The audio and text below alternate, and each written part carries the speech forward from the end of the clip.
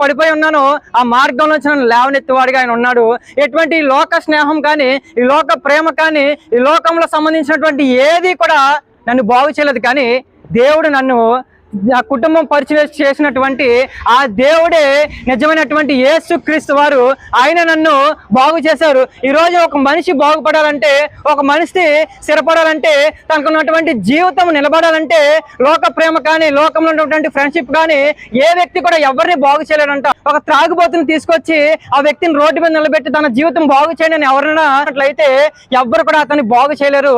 అతనికి ఎవ్వరు కూడా తన జీవితం తను నిలబెట్టుకోవడానికి ఎవరు కూడా ఆధారం అవ్వరు. కానీ ఒక వ్యక్తి సిగరెట్ తాగుతున్న వ్యక్తి తీసుకొచ్చి తన యొక్క వ్యసనాన్ని మానిపించుకున్నప్పుడు, తాగుతున్నటువంటి వ్యక్తిని తీసుకొచ్చి తన యొక్క జీవితం బాగుపరుచుకున్నప్పుడు తన జీవితం మహా అయితే ఒకరోజు నిలబెట్టగలరు, 2 రోజులు పాపంలో పడిపోతుంటాడు. కానీ ఈ లోకంలో నిజమైనటువంటి జీవితాన్ని తెలియపరచడానికి, నిజమైనటువంటి జీవితము నీ బ్రతుకు నీకు చూపించడం మా యొక్క తల్లిదండ్రులు నాకు ఇచ్చినటువంటి దేవుని నాకు పరిచయం చేశారు. దేవునిలో జీవితం నాకు నిలబెట్టగలిగారు. దేవునిలో జీవితంలో నేను ఈ రోజున మీ మధ్యలో ఉండి దేవుని వాక్యాన్ని ప్రకటిస్తున్నానంటే ఈ రోజున దేవుని నేను కలిగి ఉన్నాను కాబట్టి, దేవుణ్ణి నేను తెలుసుకున్నాను కాబట్టి, యేసుక్రీస్తు వారిని నేను ఎరిగి ఉన్నాను కాబట్టి ఈ రోజున ఆయన నా జీవితాన్ని నిలబెట్టగలిగాడు.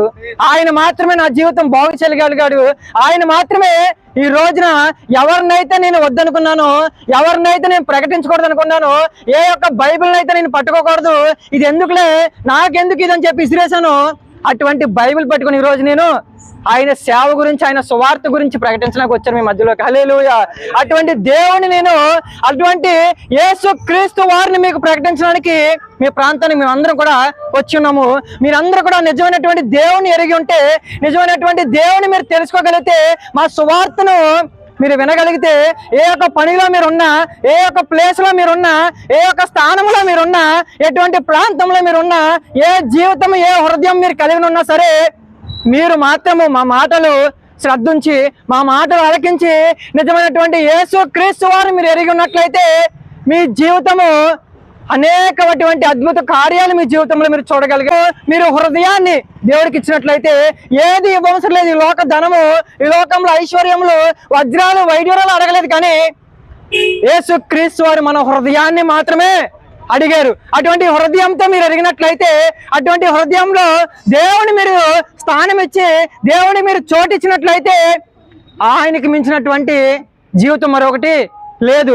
అన్ని నా జీవితంలో 21 సంవత్సరాలు కూడా అన్ని కలిగి ఉన్నాయి. కానీ నా జీవితంలో దేవుడు కలిగి లేడు కాబట్టి ఆనాడు నేను అర్థం చేసుకోలేదు.